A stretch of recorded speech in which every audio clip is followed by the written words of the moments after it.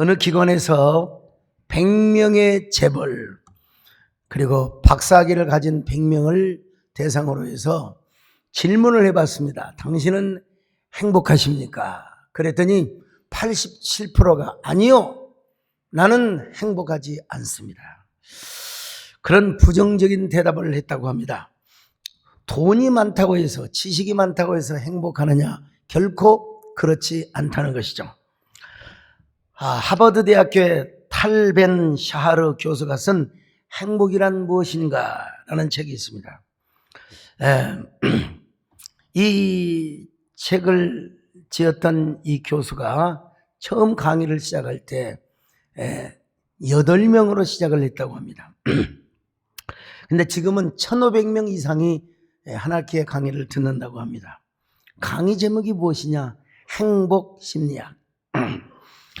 세계에서 공부를 제일 잘하는, 머리가 제일 좋은 사람들이 모인 바로 그곳에서 행복 심리학을 들은 이유가 무엇일까요? 공부를 잘하지만 결코 행복하지 않더라는 것입니다.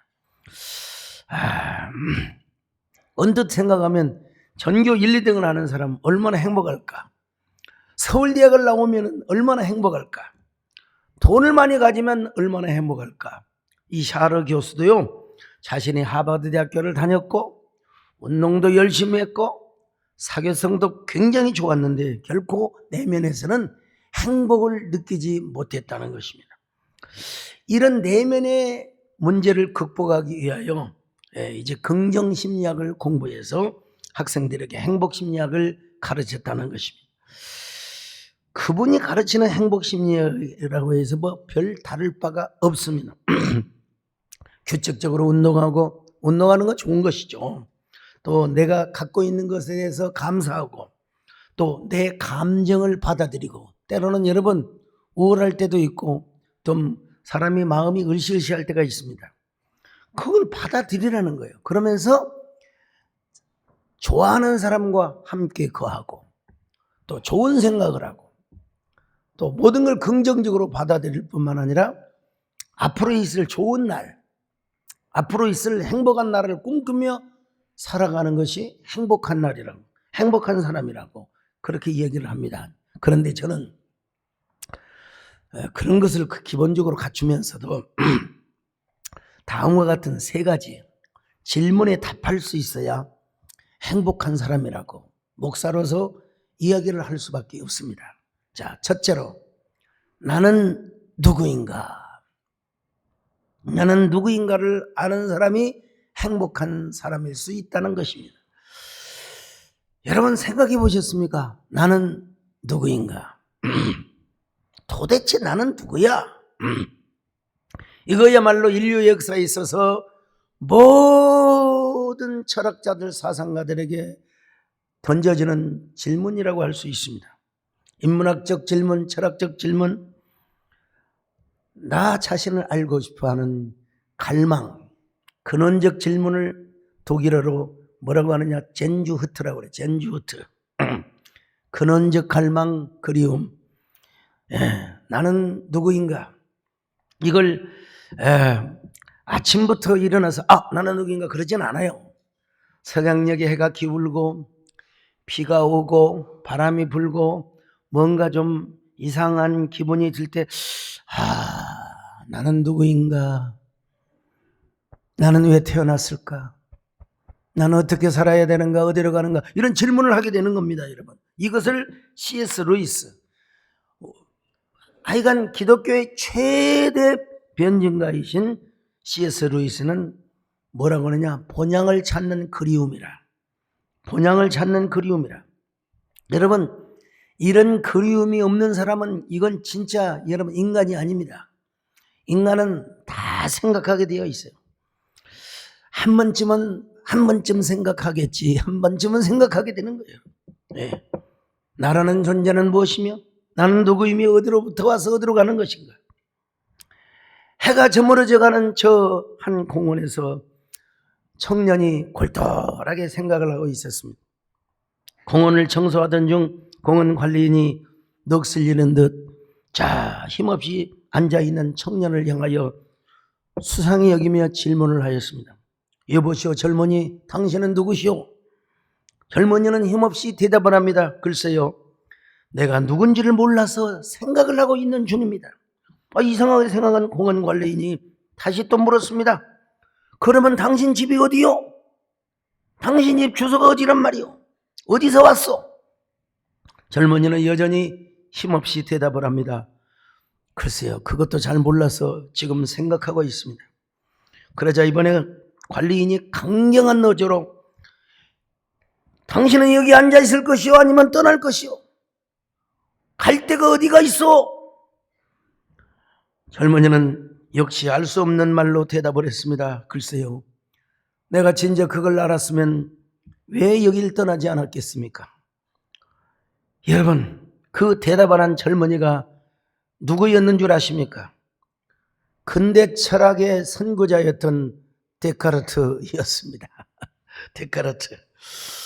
사실 차원이 다르긴 하지만 공원 관리인이 대수롭지 않게 던졌던 그 질문의 내용은 우리 인생의 궁극적인 질문이 아닐 수가 없습니다. 심각한 질문이죠. 나는 누구이며 어디서 왔으며 어떻게 살아가며 어디로 갈 것인가? 여러분, 나라고 하는 존재가 얼마나 소중한 존재인지 모릅니다. 이 존재감은 정체감으로도 이루어지게 되는 거죠. 연결이 되는 거죠. 오늘 본문에 보니까 이스라엘의 존재가 얼마나 행복한 존재인지 몰라요. 신명기 33장은 모세가 죽기 전에 모압 평지에서 가나안 땅을 차지할 차세대 이스라엘 백성들에게 선포한 축복의 내용입니다. 오늘 본문에 와서는 결론적으로 총체적 축복을 선언하고 있습니다. 자, 오늘 29절을 보십니다. 시작. 이스라엘이여, 너는 행복한 사람이로다. 여호와의 구원을 너같이 얻은 백성이 누구냐? 그는 너를 돕는 방패시요 내 영광의 칼이시로다. 내 대적이 내게 복종하리니 내가 그들의 높은 곳을 밟으리로다. 자, 여기 히브리어에 보면은 아슈레이라고 되어 있어요. 하나님께 복받은 자요. 그러니까 행복한 사람이요. 여러분, 왜 그렇습니까? 하나님께서 함께한 그들은 여수론이요. 여수론. 자, 신명기 33장 26절을 같이 봅니다. 시작. 여수른이여, 하나님 같은 이가 없도다. 그가 너를 도우시려고 하늘을 타고 궁창에서 위엄을 나타내시는도다. 여수론이 왜 행복합니까? 하나님이 도우시려고 그들에게 날아오시기 때문이라는 것입니다. 여러분. 네. 여수론은 어떤 말이냐? 옳은 자, 또 의로운 자란 말입니다. 하나님께서 옳게 보시는 거예요. 우리가 여러분 잘못된 것처럼 보이지만 하나님은 여러분 우리가 틀린 길로 가고 있는 것처럼 보이지만 하나님은 다 우리를 좋은 곳으로 인도하여 주십니다. 의로운 길로 인도하여 주십니다. 자, 그러니까 이스라엘이라고 하는 그 이스라엘에게 속한 사람들이야말로 하나님 앞에 행복한 사람이 아닐 수가 없는 거죠. 그래서 사도 바울은 오늘 하나님의 백성들의 정체성을 이렇게 표현하고 있습니다. 자, 베드로전서 2장 9절을 보십니다. 시작. 그러나 너희는 택하신 족속이요 왕같은 제사장들이요 거룩한 나라요 그의 소유가 된 백성이니 이는 너희를 어두운 데서 불러내어 그의 기이한 빛에 들어가게 하시니에 아름다운 덕을 선포하게 하려 하심이라. 예, 이걸요 조금 메시지 성경으로 봤더니 아주 더 쉽게 이렇게 번역을 해놨더라고요. 사역이긴 하지만 한번 읽어봅시다. 시작. 그러나 여러분은 하나님께서 택하신 사람들입니다. 여러분은 제사장의 일이라는 고귀한 사명을 감당하도록 선택받았고 거룩한 백성이 되도록 선택받았으며 하나님의 일을 하고 하나님을 위해 말하는 그분의 도구로 선택받았습니다. 여러분이 왕적인 제사장으로 부름을 받으신 줄로 믿습니다. 하나님의 택한 백성으로 하나님의 부름을 받으셨습니다. 예, 우리는 그러니까 어떠해야 된다고요? 행복해야 된다. 옆 사람 보고 인사 좀 하세요. 어쩌면 그렇게 행복하게 생기셨어요. 우리는 하나님의 자녀인 것만으로도 행복한 존재입니다. 할렐루야. 얼마 전에 저희 사촌 형님이 저에게 책을 한 권 보내주셨어요. 자신의 따님, 그러니까 제 사촌 조카지요. 당질 관계지요. 책을 한 권 썼대요. 그 책 제목이 수어가 나에게 괜찮다고 말했다라는 책입니다. 이 자전적 그림 소설이라고 할 수 있는데요. 우리 조카가 사인을 해가지고 저에게 보내주신 거예요. 제가 이 책을 읽으면서 하룻밤 내내 읽는 게 아니라 이 책을 읽으면서 내가 다 페이지를 넘기면서 가슴이 얼마나 덜컹덜컹하고 미안하고 송구한지 아이고 마음이 아파요. 마음이 아파. 내가 주례를 한 그 조카인데도 불구하고 그렇게 심한 청각장애자인지를 몰랐어요. 그리고 언어 장애도 있어요. 아니, 내가 이 책을 읽었을 때도 얼마나 마음이 불편했을. 근데 그 부모님들께서는 엄마 아빠는 얼마나 힘들어 하셨을까. 물론 다 예수님을 믿고 그 조카도 교회 신앙을 잘 신앙생활을 하고 있습니다만은 그 어릴 때부터 아이와 어떻게 소통을 했을까 이런 걸 생각하니까 나는 얼마나 좀 미안한 마음이 들겠습니까. 그런데도 불구하고 초등학교 6학년 또 중학교 3학년 고등학교 3학년 대학교 4학년 다 졸업을 하고 직장 생활을 하게 된 거예요. 초등학교 다니면서 입모양으로 강의를 들었대. 입모양으로. 못 알아먹으니까. 그걸 나중에는 이제 수어를 배워가지고 다 수어로 소통을 하고, 그리고 글씨를 어떻게 배웠는지 글씨도 자기가 다 썼어요. 전부 다 써가지고. 이야, 그러면서 조금은 불편한 부분이 있지만 우리나라에 다 대학에 장애시설이 다 되어 있고 또 다 이렇게 못 알아들어도 컴퓨터로 해서 전부 이렇게 자막으로 해가지고 하기 때문에 정말 당당하고 아주 행복하게 인생을 살아가고 있다는 것입니다, 여러분. 와, 저는 너무 미안하잖아. 내가 해준 게 하나도 없고요. 조리해 주는 것도 하나 있고. 참 여러분 산다는 게 얼마나 힘들고 수고하고 슬픈 그런 존재인지 몰라요. 그럼에도 불구하고 여러분 우리의 삶이 슬프고 애달프다 할지라도 우리의 존재는 뭐요? 성경에 보니까 왕같은 제사장이요 거룩한 나라요 택하신 족속이요 그의 소유라. 할렐루야. 그뿐이 아닙니다. 여러분 우리는 어떤 존재냐? 하나님의 걸작품이라는 거예요. 할렐루야. 위대한 하나님의 시와 같은 존재라는 것입니다. 에베소 2장 10절 한번 보실까요? 시작. 우리는 그가 만드신 바라 그리스도 예수 안에서 선한 일을 위하여 지으심을 받은 자니 이 일은 하나님이 전에 예비하사 우리로 그 가운데서 행하게 하려 하심이니라. 자, 여러분 우리는 그의 만드신 바라. 원어로 포이에마라고 해요. 포이에마. 이 포이에마 말에서 영어의 포엠, 늘 강조한 얘기면 포엠, 시라는 말입니다, 여러분. 하나님이 우리를 무엇 같은 존재로 만드셨느냐? 절대로 여러분 개 같은 존재라고 하면 안 됩니다. 시 같은 존재입니다. 시는 그냥 여러분 쓰여지는 것이 아닙니다. 서정성이 가득하고 그리고 문학적인 어떤 형상화, 이미지화 시켜야 이게 시가 되는 것입니다, 여러분요. 제가 쓴 시, 비가 꽃잎에게라는 시가 있습니다, 여러분. 애써 참지 마라. 살아있기에 눈물 흘린다. 어제 비가 오더라고. 촉촉하게 비가 오는 진달래 앞에서 사진을 찍어서 이 시를 제가 올렸습니다. 한번 노래로 들어보실까요? 애써 참지 마라 살아있기에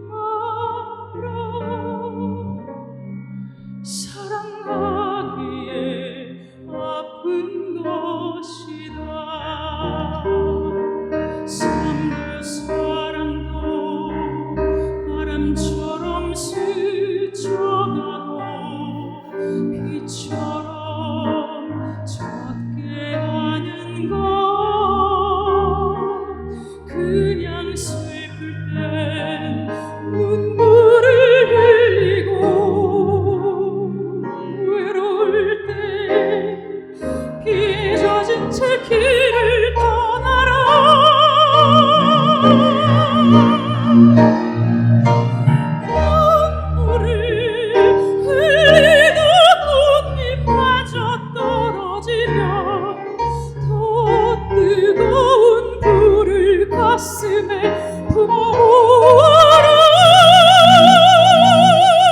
세찬 바람이 불면 꽃잎을 젖은 편지가 되어 그리운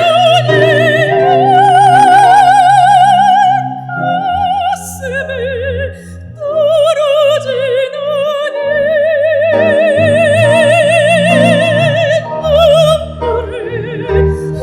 흘리다 꽃잎마저 떨어지면 더 뜨거운 불을 가슴에 품어보아라. 세찬 바람이 불면 꽃잎을 젖은 편지가 되어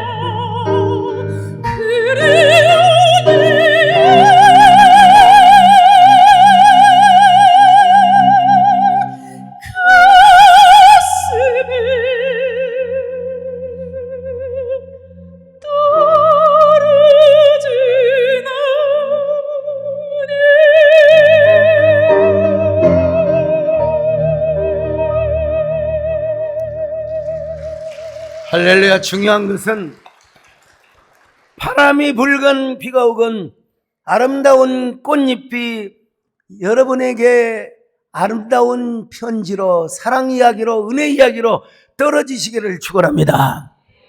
자, 어느 전통시장에서 작은 분식점을 운영하던, 만두 찐빵을 팔아서 생계를 운영하던 어머니가 토요일날 비가 오잖아요. 막 비가 뚝뚝 쏟아지니까 우산을 2개를 구해가지고 이제 딸이 다니는 미술학원을 갔어요. 아직 안 끝났어요. 그래서 문 밖에서 기다리다가 쭉 보니까 저 3층에서 손짓을 하는 거예요, 딸이. 엄마가 반가워 했더니 딸이 쏙 도망가 버려요. 자취를 감춰버리고 말았어요. 이야, 자기 모습 꼬라지를 보니까 막 밀가루가 묻어 있고 막 온갖 그냥 밀가루 반죽이 더덕더덕 묻어 있고 말이죠. 그냥 그 거친 옷 때문에 자기를 피했을까 싶어가지고 감수성이 예민한 딸이니까 그러려니 하고 상처를 받았는데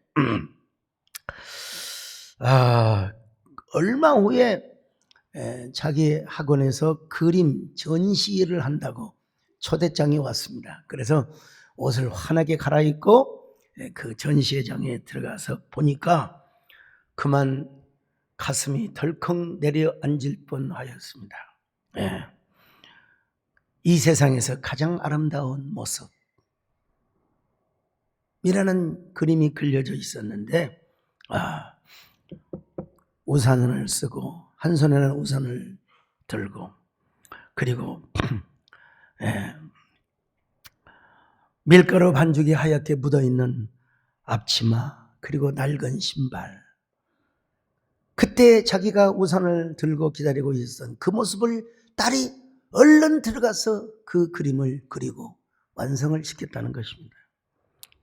어머니 눈에는 눈물이 뚝뚝 떨어지고 있었습니다. 눈물을 흘리고 있는 엄마에게 딸이 찾아와서 이렇게 말합니다. 엄마, 나를 낳아줘서 감사해요. 오늘의 내가 있고 이 그림을 그릴 수 있어서 엄마에게 고마워요. 감사해요. 어머니와 딸은 다시 한번 존재감과 정체성을 갖고 부둥켜 안고 눈물을 흘렸다는 아름다운 이야기를 들은 적이 있어요. 여러분, 우리가 신앙생활하면서 예수 그리스도 안에서 나만이 갖는 존재감, 나만이 갖는 이 정체성, 이 얼마나 중요한지 모릅니다. 이걸 알 때 우리는 행복한 사람이 될 수가 있습니다. 여러분 모두 예수 그리스도 안에서 여러분의 존재감을 높이시기를 바랍니다. 여러분의 정체성을 확실하게 견고하게 할 수 있기를 바랍니다. 그래서 행복하시길 주의 이름으로 축원합니다. 이것이 행복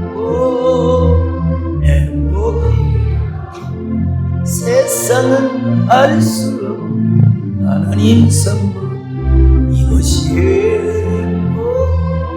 행복이라 하나님의 자녀로 살아가는 이것이 행복이라. 자, 나는 누구인가를 알았으면 이제는 두 번째 질문이 중요한 거예요. 어떻게 살아가야 하는가? 어떻게 살아가느냐 하느냐에 따라서 우리의 행복이 달려 있다는 것입니다. 에브라함 메슬로우라고 하는 사람은요, 자기 존중 그리고 자아 실현을 할 때 사람이 행복해지게 된다. 여러분, 전혀 틀린 말은 아닙니다. 많은 사상가들, 철학자들이 여러분 그런 얘기를 합니다. 세상의 어떤 흐름이나 어떤 대세를 따르지 말아라. 자신의 감각과 통찰력을 가지고 세상의 기준이 아닌 나 자신이 기준이 되어서, 나 자신이 기준이 되어서 살아가야 된다. 특별히 실존 철학자들이 그런 얘기를 합니다. 세상의 보편적 기준보다 나 자기 자신의 기준으로 삼고 그렇게 살아가라는 것입니다. 참, 심지어는 여러분, 장자라고 하는 분은 그 옛날 성현들이 말씀했던 그런 모든 이야기도 하나의 찌꺼기에 불과하다. 조박이 불과하다. 언제나 우리는 자신이 삶의 주체성을 이루고 그리고 동력을 가지고 자신이 살아가야 된다. 여러분, 얼마나 멋진 말입니까? 사람, 우리 인간편에서 볼 때 진짜 멋져보러. 근데 과연 우리가 그렇게 살 수 있을 것인가? 이건 한번 질문해 봐야 돼요. 예. 그렇게 살 수만 있다면 얼마나 좋을까? 우리가 하나님 앞에서 진짜 단독자로서 상관없이 나 홀로 살아갈 수 있다? 그렇게 살 수 있으면 얼마나 좋을까요? 예. 우리는 이미 예수 그리스도를 만난 사람입니다. 예. 어쩔 수 없이 우리는 하나님이 우리 안에 왕으로 지배하고 우리를 왕으로 통치하고 다스리는, 우리는 하나님의 다스리는 하나님의 그 자유 안에서, 하나님의 은혜 안에서 호모 루덴스의 삶을 살아가는 호모. 하나님 안에서 우리가 다스림을 받고 하나님의 왕적 통치 안에 우리가 거할 때 비로소 그때 행복한 존재가 될 수 있다는 것입니다, 여러분. 예. 이걸 뭔 신앙이라고 한다고요? 로드십 신앙, 신정주의 신앙이라고. 지난주 수요일 저녁에 유튜브 강의 하나가 날라왔어요. 우리 교회 이경희 전사님이 강의를 한 건데요. 제가 강의를 잘하는 건 아니지만 한번 목사님 꼭 들어보시고 참고하실 필요가 있을 것 같다고, 피드백이 너무 좋았다고 그래서 밥을 먹으면서 듣고 예배 끝나고 나중에 걸 다 들었어요. 근데 거기 보면 다 잊어먹어도 어느 여자 집사님하고 청년 형제가 등장합니다. 그 우리 교회 여집사님이 완전 세대에 미쳤어. 나에게 세대니 있다면 완전히 하나님 앞에 그냥 홀리게 되어가지고 그냥 조그마한 물질이 생기면 하나님 앞에 또 바치고 그냥 난 도대체 그 집사님이 누구냐고 중간에 물어봤는데 일단 다 들으시라고 그러더라고. 근데 이제 중요한 건 뭐냐면 그분이 깊은 우울증에 빠져 있었대요. 심각할 정도의 우울증에. 근데 우리 교회에 오시면 여러분 그냥 박수가 저절로 나오잖아요. 예. 여러분, 제가 욥기를 강의하면서도 욥기가 아닌 것처럼 했잖아요, 여러분요. 예. 우리 교회는 아주 명랑해요, 밝아요. 하여튼 우리 교회 와서 예배 드리고 설교 들으면서 우울증에 치료받았대요. 그러니까 그렇게 하나님께 헌신하고 그렇게 드리니까 남편도 동의를 했대요. 나 그거 드린 거 하나님 앞에 약값으로 우울증 약을 먹어도 안 되고 그래서 예배 드리고 설교 듣고 치료를 받았으니까 약값으로 생각하겠다고. 참 그 남자 집사님도 대단하시죠. 근데 중요한 게 이제 애들이 어릴 때는 몰랐는데 이제 애가 커서 이제 20몇 살 됐을 거 아니요? 아이가 막 반항아적인 기질을 발휘하는 거예요. 우리 엄마를 세대께 소강성 목사 저렇게 만들었다고. 여러분, 나 그렇게 만든 적이 없습니다. 나 몰라요, 전혀. 내가 언제 그래요? 그런데 막 세대께 소강성 목사가 그랬다고. 여러분,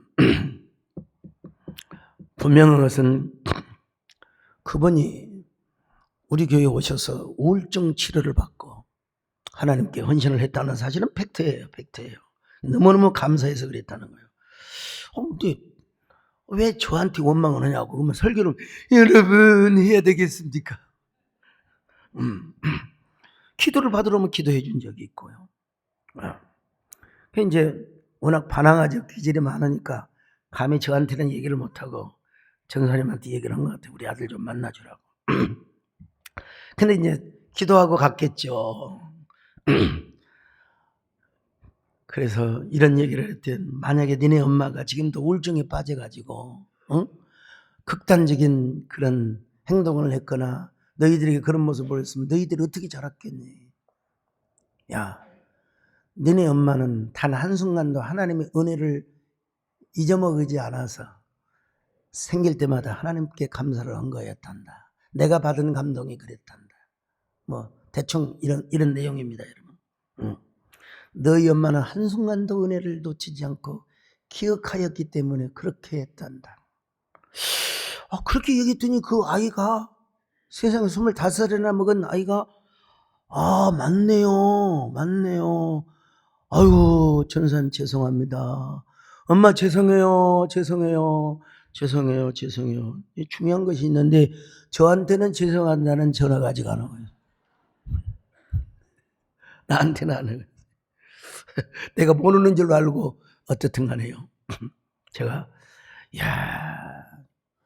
그런 얘기를 들으면서 참 우리 교회에 이런 성도들이 계시는구나.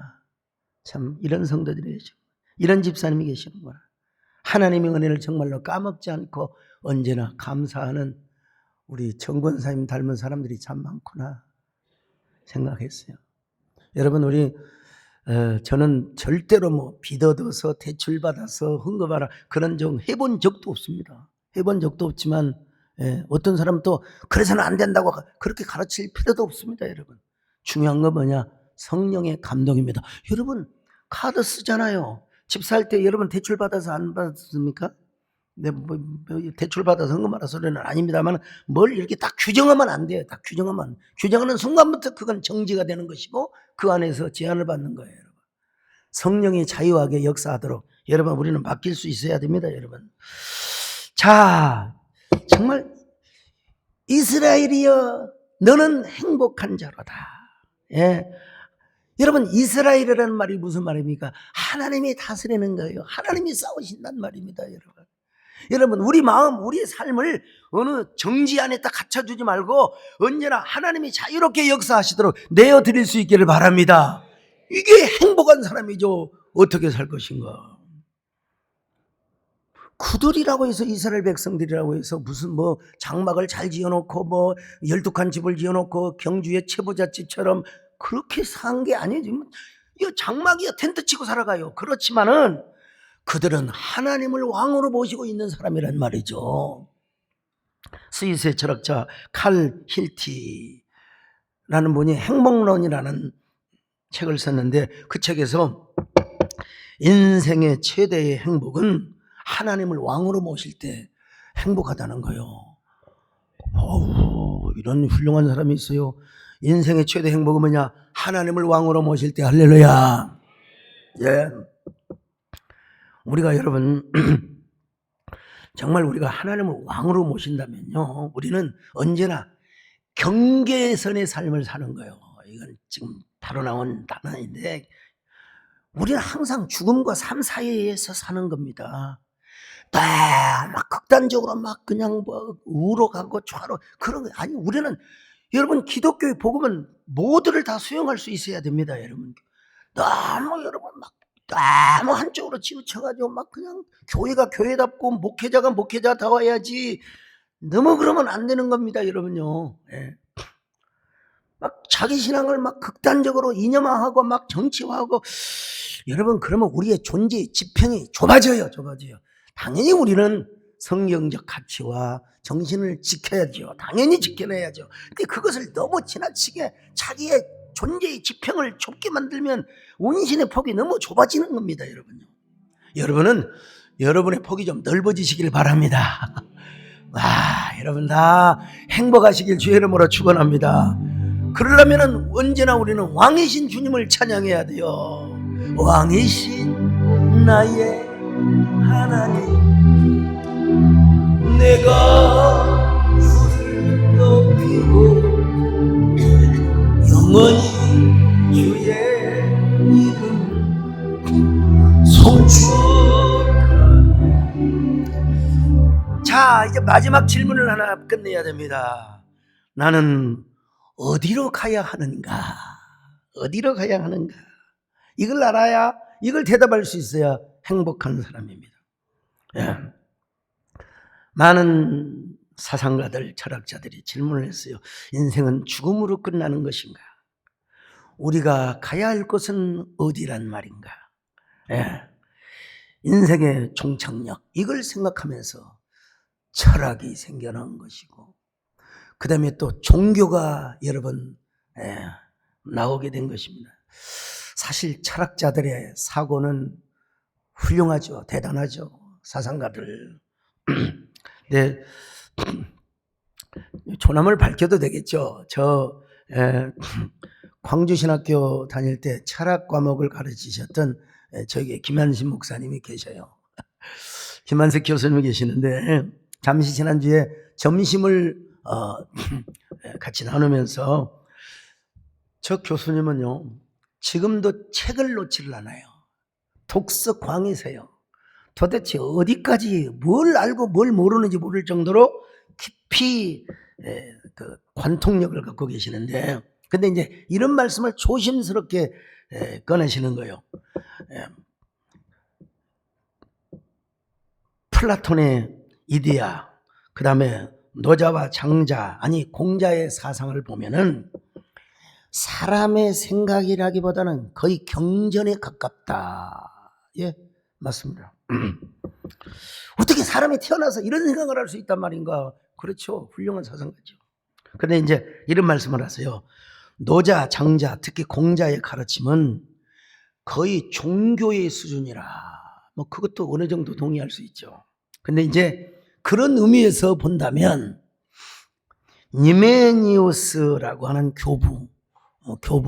교부는 사도와 속사도 그 이후에 교회 교부를 말하는데, 그 교부는 플라톤의 이데아 사상이 너무 귀하고 신기해서 예수님이 오시기 전이니까 하나님이 이방인들에게 보낸 일종의 선지자라고 주장을 하였다고 해요. 찾아보니까 또 그런 설이 있긴 있더라고요.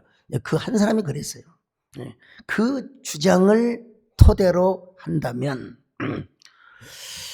공자나 노자 같은 성인도 하나님께서 예수님이 오시기 전에 동양에 보내신 이방인 선지자 역할을 했다고 말할 수 있지 않겠느냐, 주장을 하신 건 아니지만 그런 질문을 함께 토론을 하자고 하시는 것입니다.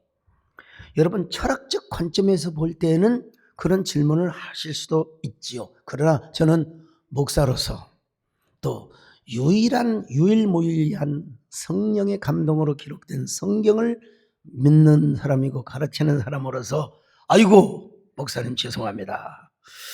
그 교부 한 사람이 그렇게 말을 했다 할지라도 그분의 한 사람의 주장일 뿐입니다. 우리의 정통 교리와 정통 신학에서는 받아들여지지 않습니다. 예수 그리스도의 복음이 전해지기 이전이니까 뭐 그런 주장은 하실 수도 있을지 모르지만, 그러나 저는 이렇게 대답을 했어요. 이방 사회에 안녕과 질서, 평화를 도모하도록 하기 위하여 그런 위대한 사상가 내지는 그러한 철학자들을 뭐 그런 땅에 보내주셨다고 그렇게 표현할 수 있을지는 모르지만, 그럼에도 불구하고 그분들은 우리의 죄 문제, 우리의 죽음의 문제를 해결해 준 적이 없어요. 그러므로 그들은 우리의 선지자가 될 수 없다는 거죠. 나중에 제가 이제 그 말씀을 듣고 쭉 찾아보고 보니까 존 칼빈도 기독교 강요에서 예수님이 없는 그들의 지식과 깨달음은 지푸라기만큼의 가치도 지니고 있지 않다고 그렇게 이야기하는 걸 제가 발견해 봤어요. 우리 교수님도 동의를 하셨고요. 그래서 제가 이렇게 말씀을 드리는 것이고요. 여러분, 오로지 예수님만이 우리의 왕이고 주님이고 우리의 모든 삶을 주관하심을 믿으시기를 바랍니다.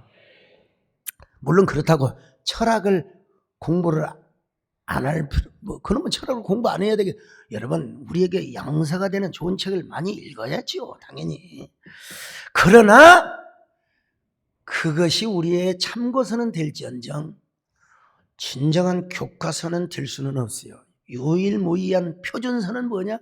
성경이란 사실을 아시기를 바랍니다. 더더구나 여러분, 성경은 66권 모두가 하나님의 영감, 거룩한 감동으로 지어졌어요.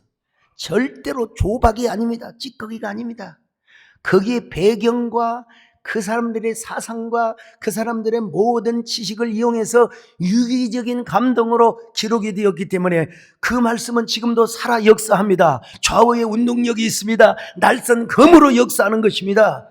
자, 한번 히브리서 4장 12절 같이 보십니다. 시작. 하나님의 말씀은 살아있고 활력이 있어 좌우의 날선 어떤 검보다도 예리하여 혼과 영과 및 관절과 골수를 찔러 쪼개기까지 하며 또 마음의 생각과 뜻을 판단하나니. 오늘도 여러분, 하나님의 말씀이 검이 되어 주시기를 바랍니다.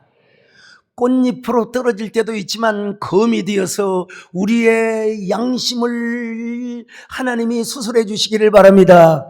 우리의 이성도 거듭나시기를 바랍니다. 우리의 모든 사고도 다시 한번 재탄생하시기를 바랍니다. 젊음으로 탄생하시기를 바랍니다. 새 사람으로 탄생하시기를 바랍니다.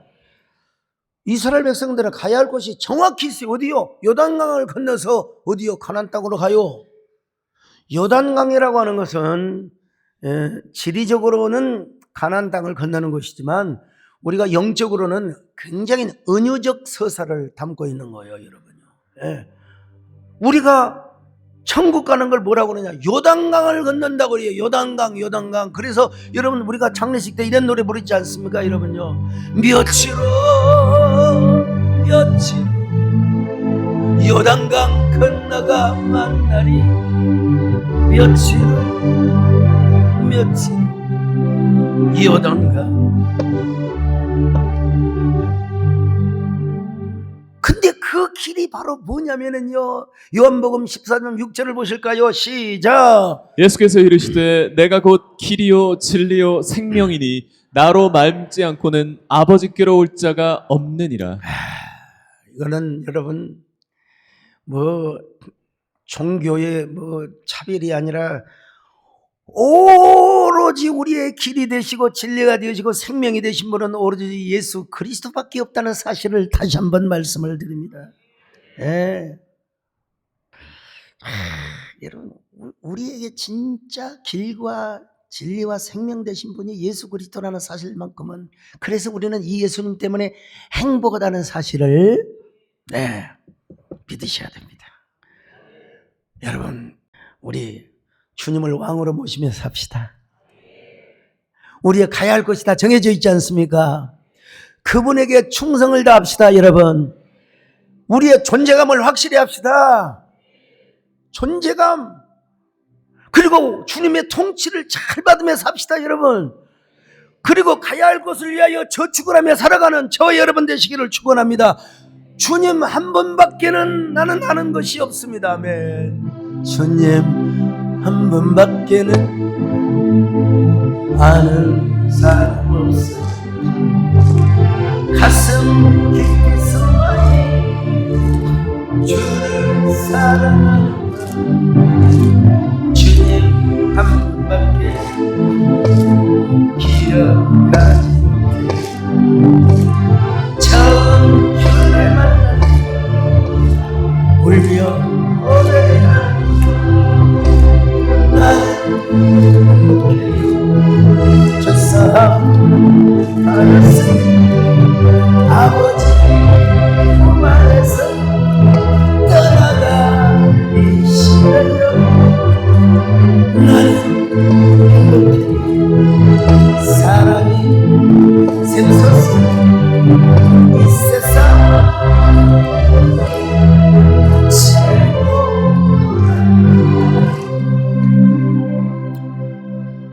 주여, 오늘 말씀처럼 언제나 행복한 존재들이 되게 하여 주옵소서. 나는 누구인가? 어떻게 살 것인가? 어디로 갈 것인가? 이 문제에 우리가 답을 얻고 행복한 삶을 살아갈 수 있는 저희들 되게 하여 주시옵소서. 예수님의 이름으로 기도 올리옵나이다.